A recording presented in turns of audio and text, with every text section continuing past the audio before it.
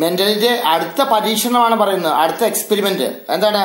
Green ആയിട്ടുള്ള വിത്ത്, yellow ആയിട്ടുള്ള വിത്ത്. ആ ഗ്രീൻ ആയിട്ടുള്ള വിത്ത് എന്ന് പറയുമ്പോൾ വൈ ആണ്, രണ്ടും വലിയ വൈ ആണ്. വൈ ഗ്രീൻ ആയിട്ടുള്ള വിത്ത്. അതായത് പ്രകടഗുണവും പച്ചയാണ്, ഗുപ്തഗുണവും പച്ചയാണ്. ഡൊമിനന്റും പച്ചയാണ്, റിസസീവും പച്ചയാണ്. ഇത് ഡൊമിനന്റും റിസസീവും എന്താണ്? യെല്ലോ ആണ്. ഇത് ക്രോസ് ചെയ്യുമ്പോൾ ഫസ്റ്റ് ജനറേഷൻ എന്ന് പറയുമ്പോൾ എന്താണ്? ഗ്രീൻ ആണ് കിട്ടുന്നത്. പക്ഷെ യെല്ലോ അവിടെ ഡൊമിനന്റ് ആയിട്ടുണ്ട്, യെല്ലോ ഗുപ്തമായിട്ടുണ്ട്. സെക്കൻഡ് ജനറേഷൻ വരുമ്പോഴോ 3 കിട്ടും. 3 ഗ്രീനും 1 യെല്ലോയുമാണ്. തനി യെല്ലോ. പ്രകടഗുണവും ഗുപ്തഗുണവും യെല്ലോ, ഡൊമിനന്റും റിസസീവും യെല്ലോ. ഇത് ഡൊമിനന്റും റിസസീവും ഗ്രീൻ തന്നെ. ഇവിടെ ഡൊമിനന്റും ഗ്രീനും റിസസീവ് യെല്ലോയും, ഇവിടെ ഡൊമിനന്റ് ഗ്രീനും റിസസീവ് യെല്ലോയും. കണ്ടോ? ഇത് പരീക്ഷണം. ഇനി അല്പം കൂടി കൂടിയൊരു പരീക്ഷണം ചെയ്തു. എന്താണത്? TTRR. എന്താണ് TTRR? ടോൾ, പൊക്കം കൂടിയതും, RR റൗണ്ട്. പൊക്കം കൂടിയ ചെടിയാണ്, റൗണ്ട് വിത്താണ്. ഇത് പൊക്കം കുറഞ്ഞ ചെടിയാണ്, ചുളുങ്ങിയ വിത്താണ്, റിങ്കിൾഡ് വിത്താണ്. 2 ഗുണങ്ങളാണ് ഇവിടെ ചേർത്തിരിക്കുന്നത്. അവിടെ പൊക്കക്കൂടുതൽ മാത്രമാണ്, അല്ലെങ്കിൽ ഒരു കളർ മാത്രമാണ് ചേർത്തത്. ഇവിടെ 2 ഗുണങ്ങളാണ് ചേർത്തിരിക്കുന്നത്. പൊക്കക്കൂടുതൽ എന്ന് പറയുന്ന ഗുണവും റൗണ്ട് എന്ന് പറയുന്ന ഗുണവും, പൊക്കക്കുറവ് എന്ന് പറയുന്ന ഗുണവും റിങ്കിൾഡ് അതായത് ചുളുങ്ങിയത് എന്ന ഗുണവും. ഇതിന്റെ ഗാമേറ്റുകൾ ഏതൊക്കെയാണ്? അപ്പൊ TR ഇതെന്താണ്? പൊക്കം കൂടിയതും റൗണ്ടും. TR പൊക്കം കുറഞ്ഞതും റിങ്കിൾഡും ചുളുങ്ങിയതും. ഇവ തമ്മിൽ ചേർത്തപ്പോൾ എന്താണ്? TTRR കിട്ടി. TTRR എന്താണ്? പൊക്കം കൂടുതൽ പ്രകടമാണ്, റൗണ്ട് പ്രകടമാണ്. പൊക്ക കൂടുതൽ ഡൊമിനന്റ് ആണ്, റൗണ്ട് ഡൊമിനന്റ് ആണ്. അതായത് പൊക്കം കൂടിയതുമാണ്, റൗണ്ട് വിത്തുള്ളതുമാണ്. ഇതാണ് ഫസ്റ്റ് ജനറേഷൻ. ഈ ഫസ്റ്റ് ജനറേഷൻ ഉപയോഗിച്ചിട്ട് സെക്കൻഡ് ജനറേഷൻ ഉണ്ടാക്കിക്കണം. നോക്കിക്കേ, ഇവിടെ ശ്രദ്ധിച്ചു നോക്കിയേ. സെക്കൻഡ് ജനറേഷൻ എങ്ങനെ ഉണ്ടാക്കിക്കണം നോക്കിക്കേ. TR അതായത് പൊക്ക കൂടുതലും TR.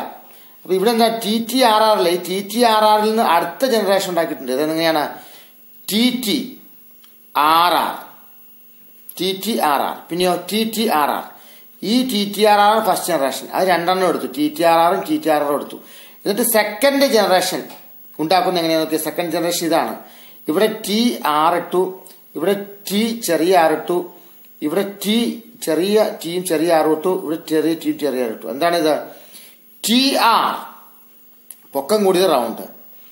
TR പൊക്കം കൂടിയതാണ്, റിങ്കിൾഡ് ആണ്, ചുളുങ്ങിയതാണ്. ഇതോ പൊക്കം കുറഞ്ഞതുമാണ്, ചുളുങ്ങിയതുമാണ്. ഇത് പൊക്കം കുറഞ്ഞതും ചുളുങ്ങിയതുമാണ്. ഇതിപ്പോ എങ്ങനെ എടുത്തു? ഇതിങ്ങനെ ക്രോസ് ആയിട്ട് കുണിച്ചു.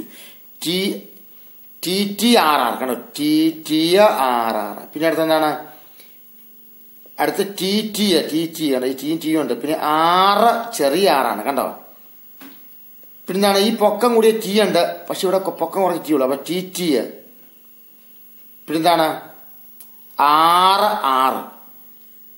TT R. ഇവിടെ T വലിയ ആറാണ് കേട്ടോ. അതാണ് TT സ്മോൾ T വലിയ R കണ്ടോ? ഇങ്ങനെ വന്നിരിക്കുന്നു. പ്രത്യേകം ശ്രദ്ധിച്ചോളാം. ഇവിടെ എന്താണ്? T വലിയ Tയും വലിയ ആറും. ഇവിടെയോ വലിയ Tയും ചെറിയ ആറും. ഇവിടെയോ ചെറിയ Tയും വലിയ ആറും.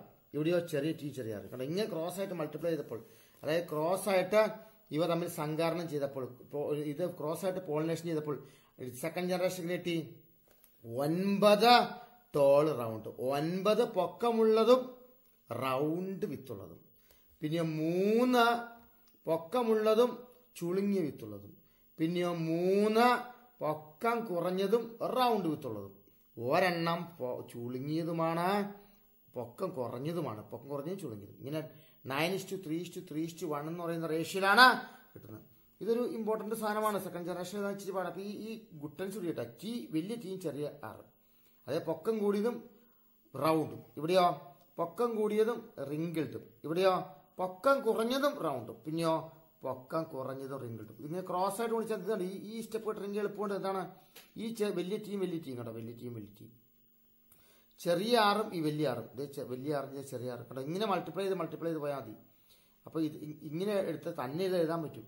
എഴുതുമ്പോൾ ശ്രദ്ധിക്കുക, ഈ മുകളിൽ എഴുതിയിരിക്കുന്ന സാധനങ്ങൾ 4 ശ്രദ്ധിക്കുക. പിന്നെയോ ഈ സൈഡിൽ എഴുതിയിരിക്കുന്ന സാധനങ്ങളും ഈ 4 എണ്ണം. ഇത് പഠിച്ചു കഴിഞ്ഞിട്ടുണ്ടെങ്കിൽ ഇതിങ്ങനെ ക്രോസ് ആയിട്ട് പോകുമ്പോൾ നമുക്കത് കിട്ടും. അപ്പൊ ഇതാണ്. ഇതും ചിലപ്പോൾ വേണമെങ്കിൽ ചോദിക്കാതെ കിടക്കുന്ന സാധനമാണ്. അപ്പൊ ഇത് രണ്ടും മനസ്സിലായല്ലോ. ഇനി നമുക്ക് അടുത്ത ടോപ്പിലേക്ക് പോവാം. എന്താണ് അടുത്ത ടോപ്പിക് എന്ന് പറയുന്നത്?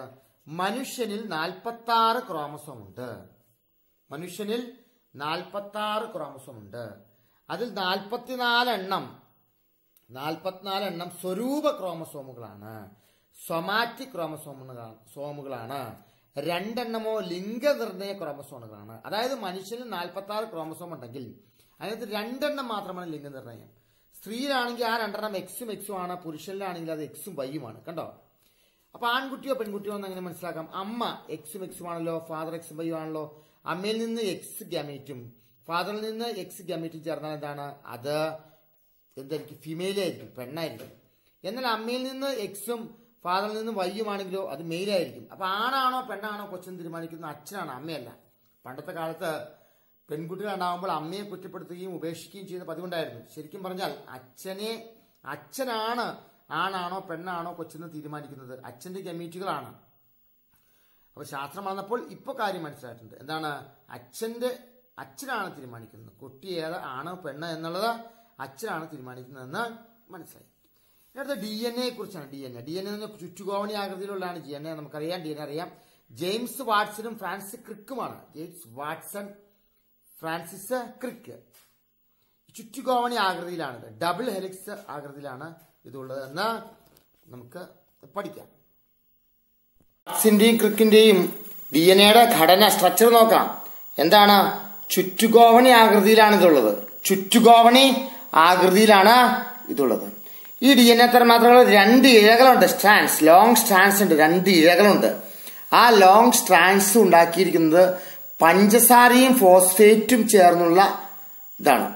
പഞ്ചസാര ഷുഗർ മോളിക്കൂളും ഒരു ഫോസ്ഫേറ്റ് മോളിക്കൂളും, പഞ്ചസാരയുടെ തന്മാത്രയും ഫോസ്ഫേറ്റ് തന്മാത്രകളും തമ്മിലാണ് ഇഴകള്, അതായത് ഈ സ്ട്രാൻഡ്സ് ഉണ്ടാക്കിയിരിക്കുന്നത്. ഈ പടികൾ ഉണ്ടാക്കിയിരിക്കുന്നത് നൈട്രജൻ ബേസിസ് ഉപയോഗിച്ചാണ്. നൈട്രജൻ ബേസിസ് എന്ന് പറഞ്ഞാൽ ക്ഷാര സ്വഭാവമുള്ളതാണ്. അത് ആൽക്കലി സ്വഭാവമുള്ളവയാണ്. ബേസിസ് ആണ് നൈട്രജൻ ബേസിസ്. ഈ നൈട്രജൻ ബേസിസ് ഏതൊക്കെയാണ്? അഡെനീൻ, തൈമീൻ, ഗ്വാനിൻ, സൈറ്റോസിൻ. ഇതാണ് 4 നൈട്രജൻ ബേസുകൾ എന്ന് പറയുന്നത്. അപ്പോ ഈ അഡെനീൻ, തൈമീനുമായിട്ടും ഗ്വാനിൻ, സൈറ്റോസിനുമായിട്ട് മാത്രമേ DNAയിൽ എന്ത് ചേരുകയുള്ളൂ? ഒന്നിച്ച് ജോഡി ചേരുകയുള്ളൂ. അപ്പൊ എന്താണ് അപ്പൊ ഇത് എങ്ങനെയാണ് ഉണ്ടാക്കിയിരിക്കുന്നത് നോക്കാം. ഒരു ഡിയോക്സി റൈബോസ് പഞ്ചസാര, ഡിയോക്സി റൈബോസ് ഷുഗർ, പിന്നെ ഒരു ഫോസ്ഫേറ്റ് മോളിക്കൂള്, ഒരു ഫോസ്ഫേറ്റ് തന്മാത്ര. അപ്പോ ഒരു ഷുഗർ, ഒരു ഫോസ്ഫേറ്റ് തന്മാത്ര, പിന്നെയോ ഒരു നൈട്രജൻ ബേസ്. ഇത് 3 കൂടി ചേരുമ്പോൾ എന്തായി? ഒരു യൂണിറ്റായി. ആ യൂണിറ്റ് ആവർത്തിച്ച് വരുന്നു, റിപ്പീറ്റ് ചെയ്ത് വരുന്നു. ആ ഒരു യൂണിറ്റ് പിന്നെ ഒരു യൂണിറ്റ് അങ്ങനെ ചേർത്താണ് DNA ഉണ്ടാക്കിയിരിക്കുന്നത്. അപ്പൊ ഒരു യൂണിറ്റിൽ എന്തൊക്കെയുണ്ട്? ഒരു ഡിയോക്സി റൈബോസ് പഞ്ചസാര മോളിക്കൂള്, ഒരു ഡിയോക്സി റൈബോസ് പഞ്ചസാര തന്മാത്ര, ഡിയോക്സി റൈബോസ് ഷുഗർ മോളിക്കൂളും ഒരു ഫോസ്ഫേറ്റ് മോളിക്കൂളുമാണുള്ളത്. പിന്നെ ഒരു നൈട്രജൻ ബേസ്. 4 നൈട്രജൻ ബേസുള്ള കാരണം എന്താണ്? ഇതുപോലെ 4 യൂണിറ്റുകൾ ഉണ്ടെന്ന് പറയാം. ഓരോ യൂണിറ്റിനെയും എന്തെന്ന് പറയാം? ഒരു ന്യൂക്ലിയോടൈഡ് എന്ന് വിളിക്കാം. 4 നൈട്രജൻ ബേസുള്ള കാരണം എന്താണ്? 4 തരം ന്യൂക്ലിയോടൈഡ് ഉണ്ട്. അപ്പൊ 4 തരം ന്യൂക്ലിയോടൈഡുകൾ ഏതൊക്കെയാണ്? ഒരു ഡിയോക്സി റൈബോസ് പഞ്ചസാര ഷുഗറും ഒരു ഫോസ്ഫേറ്റും പിന്നെ അഡിനീൻ ചേരുമ്പോൾ ഒരു യൂണിറ്റായി. അതൊരു ന്യൂക്ലിയോടൈഡ് ആണ്. പിന്നെ ആ 2 സാധനങ്ങളും പിന്നെ തൈമിനും കൂടെ ചേരുമ്പോഴോ മറ്റൊരു ന്യൂക്ലിയോടൈഡായി. ഇങ്ങനെ 4 തരം ന്യൂക്ലിയോടൈഡ് കൊണ്ടാണ് എന്തുണ്ടാക്കിയിരിക്കുന്നത്? ഒരു DNA ഉണ്ടാക്കിയിരിക്കുന്നത്. അപ്പൊ DNAയുടെ സ്ട്രക്ചർ മനസ്സിലായാലോ. ഈ ഇഴകള് എന്തൊക്കെയാണ്? ഒരു ഷുഗറും ഫോസ്ഫേറ്റും. പട്ടികളോ നൈട്രജൻ ബേസസ് ആണ്. 4 തരം നൈട്രജൻ ബേസസ് ഉണ്ട്. ഒരു ഷുഗറും ഒരു ഫോസ്ഫേറ്റ് മോളിക്കൂളും ഒരു നൈട്രജൻ ബേസും ചേരുമ്പോൾ ഒരു യൂണിറ്റായി. അതിനെ ന്യൂക്ലിയോടൈഡ് എന്ന് വിളിക്കുന്നു. അടുത്ത വീഡിയോയിൽ ബാക്കി പറയാം.